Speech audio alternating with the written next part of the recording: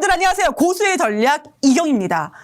이분이 경제 고수라는 소문은 저는 이미 알고 있었는데 여러분들 경제 고수 이병철 변호사님 모시겠습니다. 안녕하세요, 변호사님. 네, 안녕하세요. 제가 안녕하세요, 고수님 그럴 뻔했습니다. 아니, 변호사님. 여기 자주 나왔어요. 맞아요. 그래서 경제에 대해서. 경제 이야기 많이 해주셨어요. 네, 저는 법보다 경제가 더 재밌어. 그러면은 경제 전문 변호사가 하시면 되는 거잖아요.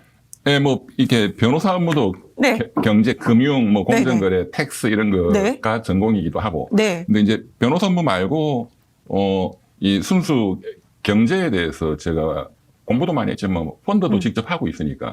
본 그러시군요. 직업은 네. 펀드 운영자라고 해야 되겠죠. 아니, 본 직업이 네. 펀드 운영자라고 하시는데. 변호사는 약간 봉사활동 비슷하게. 그러세요? 네. 너무 궁금한 게 너무 많은데요. 네, 네. 우선은 이창용 하는 총재가 양극화가 심화되고 있다라고 언급한 바가 있습니다. 이해는 합니다. 네. 그런데 이제 그래서 제가 개인적으로 이 질문을 제가 정말 개인적으로 너무 궁금한 거예요.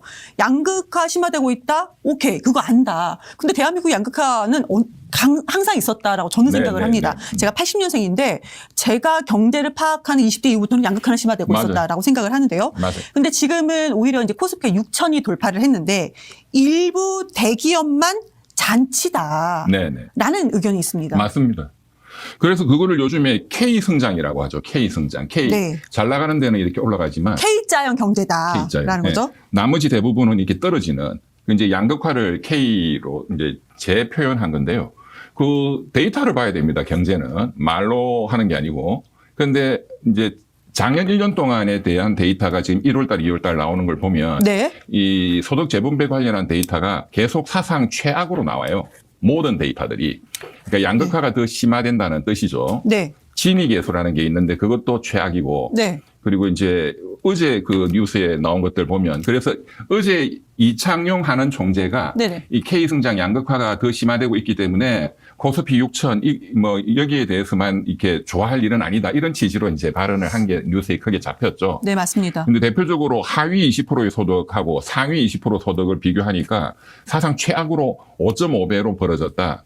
중소기업이 중요한데 중소기업의 고용이 그 8, 90% 되기 때문에 하위 중소기업 20%의 소득과 상위 중소기업 20%의 소득의 매출의 격차가 105배가 벌어졌다는 거예요. 105배요? 네, 이건 깜짝 놀랄 수치죠. 이거 어떻게 살아갑니까? 그러니까 그 정도로 굉장히 네. 지금 심각한 상황이다. 실물 경제의 성장도 0% 되지만 네. 작년에 성장이 0.97이었어요. 삼성전자, SK하이닉스를 빼면 0.4%입니다. 우리 실질 성장률이. 우리 네. 실제적인 성장률이 0.4%다. 명목 성장률이란 건 이제 물가 상승률을 포함한 건데 네. 물가 상승률을 제거하고 네. 우리나라의 실질 성장률이 0.4%예요. 그러니까 심각한 거죠. 그렇죠. 예, 그런데 그 성장도 대기업의 일부는 좀 괜찮고 네네. 중소기업도 상위 아주 일부는 조금 괜찮은데 나머지는 100배 차이가 난다는 거니까. 그래서 그런가 봐요. 코스피 6천 하는데 막상 우리가 주변에서 보면은 그렇습니다. 피부로 느끼는 사람은 별로 없었어요. 없습니다. 네. 네. 그러니까 자산 격차도 매우 좀 큰 것 같아요. 그렇죠. 그러니까 그러니까 주식과 부동산을 가진 사람과 가지지 않는 사람들. 저도 제 네. 주변에 아주 이게 자산 불평등이 역대 최고치입니다. 그러니까 그게 이제 그 수치로 나타나는 거고 이거를 해결하는 게 이제 해결해야 되는 게 정치가 하는 거죠. 어떻게 그러니까 해요? 6천 박수치고만 있으면 안 된다. 그렇죠. 6천 자체는 박수칠 일이지만 네. 그러나 그 내용을 뜯어보면 정치적으로는 이게 이제 더 많은 우리 대한민국의 과제를 던지고 있다. 근데 그렇게 봐야 되겠죠. 그게 이제 K성장 양극화 해소 이런 문제이죠. 일단 하나의 문제가. 정치가 그러면 이게 정치권에서 좀 잘해야 된다라고 말씀 주셨는데 뭘 어떻게 해야 될까요? 뭘 네, 어떻게 그렇죠. 이렇게 해라라고 말씀 좀 간단하게 주신다면요. 그렇죠. 그러니까 제가 보건대 지금 이재명 대통령, 이재명 정부 지금 이제 들어서서 굉장히 많은 괄목할 만한 성과들이 나고 있는데 네. 이제 지금 양극화 해소와 관련해서 제일 중요한 문제는 그러니까 이제 김대중 정부 때하고 좀 비교해 보면 그때가 참고가 많이 돼야 됩니다. 네. 김대중 대통령 그 민주당 정부가 네.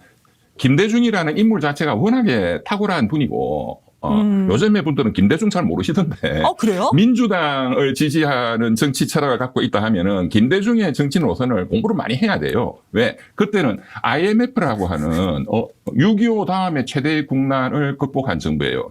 2년 만에 빚을 맞습니다. 다 갚았다 이거예요. 그렇죠. 당장. 그 다음에 정권 이제 한 5년 동안 먹고 살 수 있는 경제 전략을 냈다.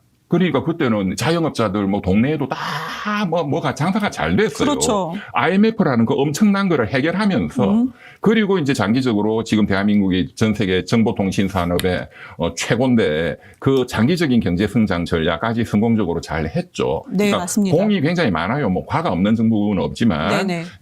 그때부터 양극화가 엄청 벌어지고 뭐 한 것도 많지만 그런 공을 비교해 보면은 그때는 4, 5년간 먹고 살 수 있는 중기 전략을 또 잘 제시했다 이거예요. 그때 이제 벤처 사업 이런 게 활성화되고 그렇죠. 지금은 그런 게 전혀 아직 없다. 이제 이 부분을 반드시 빨리 저는 메꿔야 된다고 봅니다. 아, 장기까지는 아니어도 4, 5년간 먹고 살고 있는 중기 전략을 빨리 장기라는 거는 10년 후의 문제니까. 어. 그때까지 굶어 죽을 수는 없잖아요. 지금 다 자영업자들은 다 죽을 판국이야.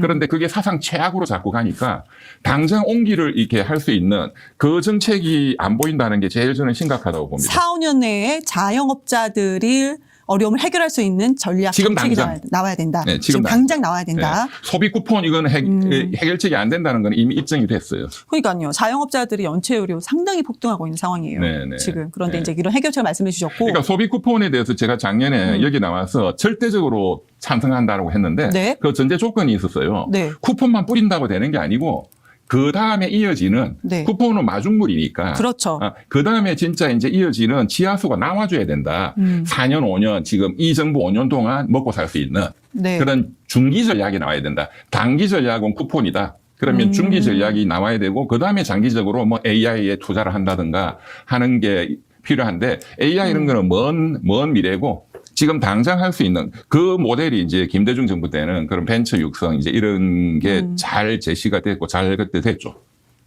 그때는 이제 벤처 육성 같은 것이 이제 지가 잘 됐고 지금도 이제 벤처 기업에다가 투자를 하겠다고 정부가 얘기를 하고 있는 상황이잖아요. 뭐 어느 정부나 말은 다 합니다. 윤석열 정부 때는 안 했죠. 그때도 했고 다 했는데 그럼 이제 좀 아이디어를 주신다면은. 이제 그거를 잘 할 수 있도록 네. 어쨌든 뭐 윤석열하고 자꾸 비교하면 안 돼요. 그러니까 어느 정부나 다 했다고 하는데 윤석열 네. 정부만 안 했다는 말씀을 근데 제가 꼭 집어서 그렇게 철저히 말씀을 말하면 드리는 거고요. 저는 네. 이렇게 누구를 편들고 싶지는 않은데 네네. 경제를 정치적으로 편가름하면 경제가 발전 못해요. 아니 저는 평가는 건 아니고요. 근데 데이터로 보면 네.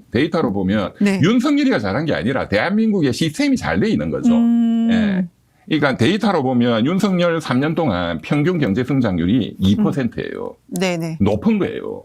대한민국의 시스템이 그만큼 좋은 네, 거야. 그렇죠. 기업들이 좋고. 그런데 점점 장제 성장률이 1%씩 떨어지거든요. 그러니까 작년에 이제 드디어 0.9% 이렇게 되니까 이거 굉장히 여기에 대해서 긴장하고 현재 이재명 정부가 이걸 끌어올려야 됩니다. 끌어올리기 위해서는 중소기업 대기업은 스스로 놔둬도 잘해요. 그렇죠. 근데 이제 중소기업을 끌어올리는 정책을 내야 된다. 거기에 이제 벤처기업도 포함이 되는 거죠. 스타트업까지. 네. 그게 가장 중요하다고 봅니다.